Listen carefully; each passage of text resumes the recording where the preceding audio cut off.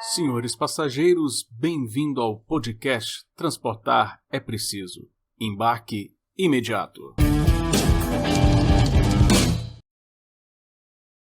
Olá pessoal, bem-vindo a mais um novo episódio do podcast Transportar é Preciso. Mas além de um novo episódio, nós estamos com esse episódio iniciando um novo Transportar é Preciso, com novas parcerias, com um editorial mais focado realmente nas ideias da liberdade aplicadas ao transporte e mais canais de distribuição. Graças aos novos parceiros, estamos tendo um alcance maior do que as temporadas anteriores. Quero agradecer aos nossos apoiadores e aos nossos novos parceiros e desejar boas-vindas para você que está nos escutando nesses novos parceiros. Bem-vindos aí ao nosso podcast Transportar é Preciso. Espero que você goste. Aqui a gente discute sempre sobre diversas modalidades de transporte, seja mobilidade urbana, aeroviário, rodoviário, ferroviário. Então a ideia é realmente essa, de termos uma agenda bem ampla, discutindo os problemas, mas também trazendo soluções, trazendo perspectivas que possam contribuir com a melhora dos transportes, principalmente no Brasil, né, pessoal? Um país continental merece transportes que atendam não só as pessoas, transporte de pessoas, mas o transporte de cargas, logística, tudo isso que a gente fala de forma geral aí aqui no nosso podcast. Então, bem-vindo aí, pessoal. Esse episódio a gente está retomando ele aqui só para contextualizar. Estamos aqui na penúltima semana do mês de agosto de 2022. E é meio estranho a gente falar aqui nesse episódio, que eu queria trazer assim, muita gente pergunta, Adriano, né, uma coisa muito comum em palestras, nos comentários que a gente tem no nosso podcast, nas redes sociais, né, porque né, tem tantas soluções aí já disponíveis, tanta coisa que a gente já discutiu aqui no nosso podcast, mas o transporte parece que não vai, não desenrola, não anda, a logística do Brasil não acontece, não melhora. O que você aponta isso, Adriano? Cara, a gente poderia fazer vários episódios falando de todos os problemas que acometem, mas nós temos um problema central, e esse problema central ficou evidente justamente nessa semana, entre o dia 22 de agosto até a data que eu estou aqui gravando esse podcast, que é dia 24 de agosto. Então tem uma história que aconteceu nessa semana que remete por que nós temos tanto problema, tanta falta de investimento em infraestrutura e em transporte. A resposta é insegurança jurídica. Existe uma insegurança jurídica muito grande no Brasil e eu quero justamente fazer o relato da história que aconteceu essa semana. O que aconteceu essa semana é que no dia 22 de agosto saiu uma decisão da NTT. Na verdade, a NTT ela foi intimada, né, pelo TRF1, por um desembargador TRF1, a suspender uma série de autorizações, né? E, num primeiro momento, se imaginava que essa decisão da NTT iria interromper a atividade de 8 empresas, próximo aí de 18 mercados, 18 linhas aí que a gente teria. Mas, na verdade, gente, a liminar saiu de tal forma, a decisão saiu de tal forma que a NTT fez, que nada mais do que nada menos que 698 mercados foram literalmente impedidos de acontecer no dia 22 de agosto. Ou seja, se a gente fizer a conta, 14% do transporte rodoviário de passageiros interestadual no Brasil foi interrompido na segunda-feira por uma decisão do TRF1. Então, eu vou explicar aqui a treta que aconteceu, mas já contando a loucura do negócio, é que no dia 23 saiu uma nova decisão voltando atrás, no caso, olha que maluquice, voltando atrás e corrigindo o problema. Então veja só, em menos de uma semana, 698 mercados evaporaram, deixaram de existir. Não foi assim, aumentou as regras e os caras não conseguiram atender as regras e vão ter que, se não cumprir, eles vão acabar não podendo. Não foi isso que aconteceu. Foi assim, vocês estão proibidos. Saiu ali a decisão, né, foi publicado lá no Diário Nacional, no Diário Oficial da União, lá a Superintendência lá de Serviço de Transporte Rodoviário de Passageiros da ANTT, a decisão 799 de 19 de agosto de 22, foi publicada no dia 22, suspendeu por causa, né, de um agravo de instrumento que tramitou lá na quinta turma do TRF1, que suspendeu um monte de portarias justamente relacionados à autorização de transportes. Então isso aí foi uma bomba no mercado na segunda-feira. Já sinalizou uma insegurança jurídica muito grande. Vou explicar aqui o que aconteceu de fato a fato. Mas no dia 23, na sequência, houve uma mudança. O desembargador responsável por essa decisão voltou atrás, reviu.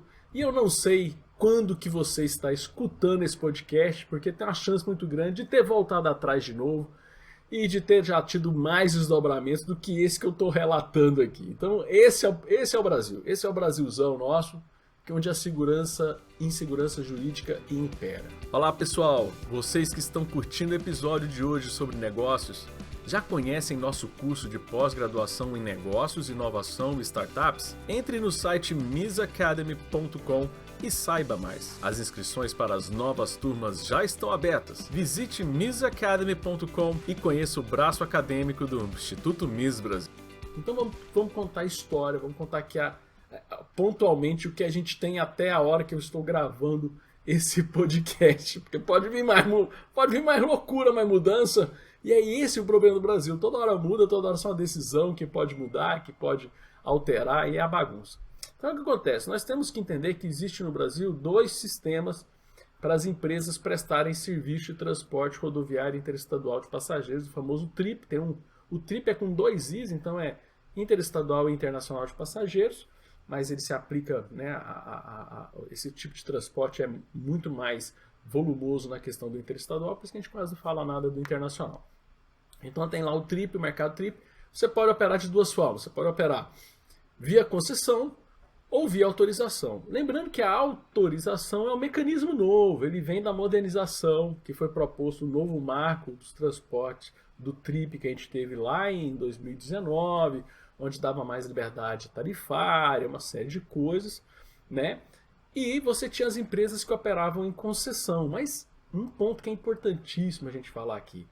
Essas empresas, de certa forma, nunca tiveram concessão. Na verdade, o serviço, a partir da Constituição de 88, a Constituição de 88 fala que esse serviço tem que ser prestado via concessão, mas essas empresas que reclamam dessa modernização do setor, da autorização, porque vai trazer concorrência, vai trazer canibalismo de mercados, sobreposição de mercados, na verdade elas não têm concessão. Muitas delas são mercados herdados antes da Constituição, e o pessoal fala, não, eu já estou aqui operando, então é como se fosse um concessionário. Então, muitas empresas, né, representadas aí por... Na verdade, o problema é esse do Brasil, não são muitas empresas, são poucas empresas, são grandes grupos econômicos que têm interesse e influência em diversas esferas do poder público, que impedem que a modernização aconteça nesse setor. Só para vocês terem uma ideia, o Brasil tem mais de 5 mil municípios. Até 2019, a gente tinha próximo de 2 mil municípios que tinham serviço de ônibus, ou seja, mais de 3 mil municípios no Brasil não tinham serviço de ônibus. Então não é uma questão de concorrência desleal, é abrir o mercado para que empresas entrem onde essas empresas não operam. Então, o medo de novas empresas entrarem, mostrar que são mais eficientes, principalmente as empresas que funcionam segundo a lógica de uso de aplicativos, porque o aplicativo ele diminui aí o custo operacional, uma série de custos, e a empresa consegue prestar um serviço tão bom quanto o concessionado, mas por causa dessa redução de custo ele consegue operar num preço mais barato. Isso daí é um pesadelo aí para essas empresas tradicionais, para não chamar de outra coisa aqui, né, para a gente não descer o nível da conversa, mas essas empresas tradicionais do mercado que tem esse medo, né, dessa concorrência. Então há sempre disputas judiciais nesse mercado de questionar essa questão da autorização. Só para vocês terem uma ideia, de 2019 até um pouco mais de um ano, até 2020, esse número saltou de mais de 100 novos municípios sendo atendidos. Então, nós estávamos num processo franco de expansão Só que começou, a expansão começou a ter muita judicialização, TCU começou a entrar nisso, agora tivemos esse caso TRF. Vamos falar especificamente desse caso, dessa lambança de insegurança jurídica que ocorreu nessa semana. Na verdade, o processo estava acontecendo lá no TRF, era um processo de uma empresa, era um mercado disputado pela Gontijo com a empresa Noroeste. É isso mesmo, a Noroeste. E aí o que acontece? Essa disputa era por algumas linhas ali que você tinha ali, eixo Rio-São Paulo ali, que você tinha, e a Gontijo questionava de sobreposição de mercados, que a empresa tinha autorização, e muitas dessas empresas falam, a autorização é inconstitucional, como se eles tivessem concessão de tudo também, muitos também não tem nem a concessão, não aconteceu nem a licitação, né? Então até tem alguns estados que as licitações até são judicializadas, não pode acontecer porque tem medo de gente nova entrar no mercado. Então a gente teve essa situação entre essas duas empresas discutindo. Só que no meio do processo, do trâmite ali jurídico do que ocorreu, houveram manifestações da NTT, onde a NTT meio que sinalizou que ela estava liberando autorizações e que ela não poderia fazer essas autorizações. E aí o processo generalizou, então houve um erro aí até mesmo, né, o TRF1, ao fazer esse questionamento, não, então todas as autorizações que foram oferecidas nesse período, elas então estão erradas, têm que ser suspensas, pediu para o Ministério Público investigar o diretor da NTT, então gerou um climão muito maluco. E aí a NTT correu na segunda-feira e publicou, na verdade foi no dia 19, publicou dia 22, essa suspensão desse tanto de portaria de autorizações, sendo que muita coisa não era nem da alçada do TRF1, muitas das autorizações que foram suspensas são de competência, são da área jurídica lá do TRF6, o recém-criado TRF6, sexta região. Então, galera, houve essa lambança jurídica, no meio dessa lambança jurídica, de um dia para o outro, descobriu-se que realmente foi um erro ali da tramitação, fizeram essa correção, mas vejam a insegurança que isso traz para o nosso país. Eu vou ler aqui rapidamente a nota à imprensa da Associação Brasileira dos Fretadores Colaborativos, quando saiu a primeira decisão lá na segunda-feira. Olha só, a Associação Brasileira dos Fretadores Colaborativos, que reúne em todo o país mais de 300 empresas de ônibus para fretamento com linhas regulares, repudia a falta de liberdade e concorrência comercial justa, né, concorrência comercial justa proporcionada pela decisão judicial desta segunda-feira, que obrigou a Agência Nacional de Transportes Terrestres, a ANTT, a suspender a autorização de ao menos 8 empresas de ônibus, porque eles já viram que estava suspendendo 8, mas estava ali abargado aquelas suspensões que atingiam mais de 600 mercados. A decisão acatada pela NTT atendeu a um pedido de liminar movido pela empresa Gontijo, que foi proferido pelo desembargador Souza Prudente do Tribunal Regional Federal da Primeira Região TRF1.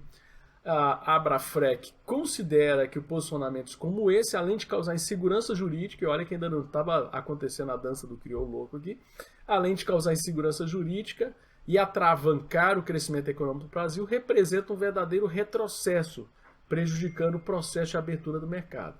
Perde o mercado com ações de perseguição a quem faz uso de plataforma digital e, sobretudo, perde o consumidor, que arca com preços mais altos diante da concorrência menor, especialmente neste momento em que as viagens de ônibus estão em franca elevação diante da alta de preço de passagens aéreas. Quem assina a nota é o presidente da Associação Brasileira dos Fretadores Colaborativos, o Marcelo Nunes, e eu tive acesso a essa nota de imprensa na reportagem do jornalista Alexandre Pellegrini no Diário dos Transportes, para que fazer a referência das fontes que eu estou usando nesse episódio. Olha que maluquice, galera. Primeiro que essa nota de imprensa aqui da Associação Brasileira de Fretadores Colaborativos é uma aula de economia. Isso aqui é uma aula de economia aplicada, assim. Você quer aprender economia, você lê essa nota. Ela fala exatamente por que a gente tem que abrir os mercados. Para que tenha concorrência. As linhas não tem que ter dono, não tem que ter um monopólio de empresa operando ali, não. Tem que ter concorrência para justamente o consumidor ser beneficiado. porque eles vão competir entre si, eles vão oferecer uma vantagem, vão oferecer um biscoito. Eu lembro, a primeira vez que eu usei um ônibus de fretamento por aplicativo, eles deram um chocolatinho, fizeram uma gracinha ali, além de oferecer uma passagem mais barata. Por que eles oferecem a passagem mais barata? Porque os ônibus têm o pneu tudo furado, tudo arrebentado? Não. Porque justamente eles têm custo operacional muito menor, porque você tem ali o aplicativo, as plataformas, que fazem uma parte complexa e cara do sistema, que é justamente essa alocação de passageiros em linhas e fretadores ali, juntar ali as pessoas que estão fretando o ônibus com as pessoas que estão usando o aplicativo querendo uma viagem. A gente já fez alguns episódios aqui do podcast, vale a pena você voltar aí na nossa biblioteca. Nós temos um podcast com o pessoal da Buzzer, um com o pessoal da Flixbus, e temos um que eu fiz, né, com a Mariana Pimentel, uma advogada dessa área regulatória, que falou sobre problemas do não implementação do marco de fato do transporte de passageiros interestadual, que ele foi prorrogado, né? Então deu maior treta também. A gente fala dessa treta, tem um episódio só contando dessa treta. Então, além dessa treta, mais outra treta que se instala essa semana. A gente precisa de mais competição, não existe dono de linha. Essa competição é saudável, porque o pessoal vai buscar tecnologia. Porque, assim, o que eu vejo? Qual tem que ser o papel da agência reguladora? É garantir se o serviço é bom. É isso que o passageiro precisa. Se você tem ali uma quantidade de ônibus sendo oferecidos, se esses ônibus não vão pegar fogo, se o ônibus tem qualidade, se o motorista não vai dormir no volante, é isso que a NTT tem que estar preocupado, com a questão de segurança do passageiro. A NTT tem que se preocupar com o capital da empresa. Tem que ter um capital de tantos milhões. Cara, não precisa saber disso. Não é papel da agência reguladora controlar a tarifa. A agência reguladora, ela fazia controle de tarifa justamente para corrigir um problema que ela mesma criou quando oferece um monopólio para uma única empresa em um determinado mercado de transporte. Por isso que existe uma tradição das agências reguladoras meter bedelho em tarifa. Por quê? Porque eles davam a concessão, eles davam um monopólio, a regulação fazia ali a licitação, a concessão, e só uma pessoa podia operar. Então a forma dele controlar aquela pessoa, porque quando você dá um monopólio, você tem o poder de monopólio através do preço, né? Se você for estudar em qualquer livro de economia, vai falar que o poder do monopólio é definir o preço que ele vai praticar. Então, para evitar isso, para consertar um problema que a própria agência reguladora cria, ela tem que dar bedelho no preço. Como é que a gente resolve esse problema? Porque gera outro problema. Nós temos lá a teoria da captura. Então, é muito mais fácil para a empresa capturar a agência para poder ela pegar mais leve na hora de definir esses preços, para não parecer que é preço de monopólio. Como é que a gente teria uma solução boa de mercado para o Brasil? Seria justamente ter mais concorrência. Mais concorrência, mais empresas disputando o passageiro, você traria mais ofertas, você teria mais ônibus, porque você concorda comigo, tem uma empresa ali oferecendo um trecho, Rio-São Paulo. Se você tem mais duas, três empresas, com certeza vai ter mais ônibus, mais horários disponíveis, porque não vai sair todos os ônibus ao mesmo tempo correndo da rodoviária, né? Você vai ter ali uma competição por melhores horários, mais opção de horários e preço também. Isso daí é muito evidente em vários setores. Por que transporte rodoviário não pode ser assim? Porque já tem os donos lá, os donos do mercado, porque eles têm ali a Constituição a favor deles, sendo que muitos não têm nem o contrato de concessão. Então ali, há décadas, estavam ali operando aquele mercado décadas antes da Constituição existir. Quando a Constituição surgiu, beleza, então eu sou o operador daqui, então eu automaticamente virei o concessionário disso aqui, pronto, e vou ficar, e eu que sou o dono desse pedaço. Então é muito importante a gente entender que, aí vamos lá, por que isso aumenta ainda mais? Adriano, mas o juiz voltou com a tomada de decisão. Ele viu lá, o desembargador viu que realmente houve um erro processual e voltou atrás, e realmente foi só no motivo de fato da liminar, que era de uma empresa contra a outra. Beleza, ele voltou atrás, muito bem, mas de boa. Quem que vai investir milhões? Porque, poxa, investir em sistema de transporte, quanto que custa um ônibus? Um ônibus aí, cara, de transporte não é menos de 3 milhões. Quem vai investir milhões num lugar que eu não sei o que um juiz vai dar pitaco amanhã, o que um desembargador vai decidir amanhã sobre o investimento que eu estou fazendo. Imagina você fazer um investimento aí de 100 milhões, na casa de não sei quantos milhões você vai fazer um investimento, e você não sabe se amanhã um juiz pode virar para a agência reguladora e falar assim, olha, proíbe esse cara aí de andar, esse cara aí eu acho que tem que proibir ele de andar. Por quê? Porque eu acho que tem que proibir.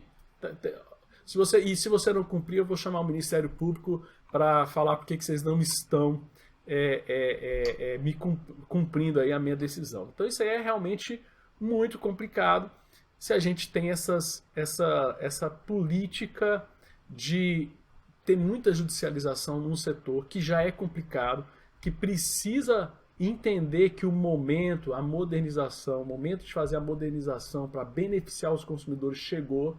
Né? Ainda tem muito município, ainda tem mais de 3 mil municípios que não tem um serviço de transporte rodoviário interestadual de passageiros. Significa mais da metade. Então assim, a gente ainda está longe de falar de concorrência, que uma está pegando a concorrência do outro. E aí, no momento desse, você tem, por exemplo, a grande empresa que opera na Europa toda, né, que é a Flixbus. A gente entrevistamos aqui no nosso podcast o CEO. Ele, poxa, nesse período curto de operação deles aí, eu acho que foi de dezembro de 2021 até hoje, já investiram mais de 100 milhões de reais no Brasil. 100 milhões que geram mais emprego, geram mais compra de ônibus, que gera mais renda para as pessoas e mais transporte para as outras pessoas. Então, o ganho de produtividade desse investimento é muito maior do que só 100 milhões, aí dinheiro. Não é dinheiro que vai virar dinheiro especulativo, é dinheiro na economia real, na veia. Né? E é engraçado, né? Lá na Alemanha, lá na Europa, funciona muito bem o sistema de operação da Flixbus, por exemplo, e a gente, né, fala, eu quero transporte primeiro mundo, mas eu impeço que esse tipo de transporte possa acontecer.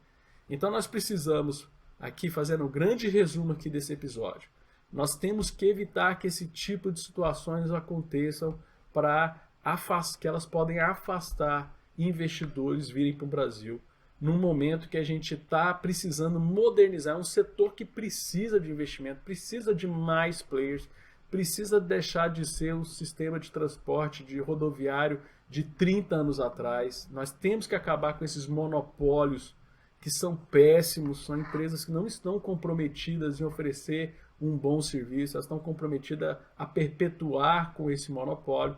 Nós temos que trazer mais concorrência para esse setor, mais investimentos, porque isso vai trazer mais renda, mais desenvolvimento econômico para o Brasil e vamos aí trazer, quem sabe, um detalhe importante, dignidade para o brasileiro que mora em 3 mil municípios e não tem um transporte rodoviário interestadual de passageiros. Você precisa pegar uma van para ir para outra cidade para poder pegar um ônibus para ir para onde ele precisa ir.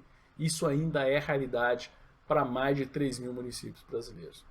Infelizmente, o episódio é um episódio de inaugural dessa nova etapa do Transportar é Preciso. Infelizmente é um episódio com notícia ruim, né? Com notícia de, poxa, até quando o Brasil vai se sujeitar a essa insegurança jurídica que a gente está enfrentando. Mas também faz parte do nosso podcast fazer, não sei se a gente pode chamar isso de denúncia, se a gente pode chamar isso de colocar a luz em alguns problemas que às vezes não está na grande mídia, que pouca gente eu só vi pessoas do setor fazendo comentários a respeito dessa lambança que aconteceu nessa semana e eu acho que até também é um papel aqui do nosso podcast fazer isso. Pessoal, muito obrigado para você que já nos acompanhava. Eu espero que vocês gostem desse nosso novo formato. Para você que está chegando agora, seja muito bem-vindo. Acompanhe aí, porque aqui transportar é preciso e o embarque é imediato. Vejo você no nosso próximo episódio, pessoal. Valeu, forte abraço.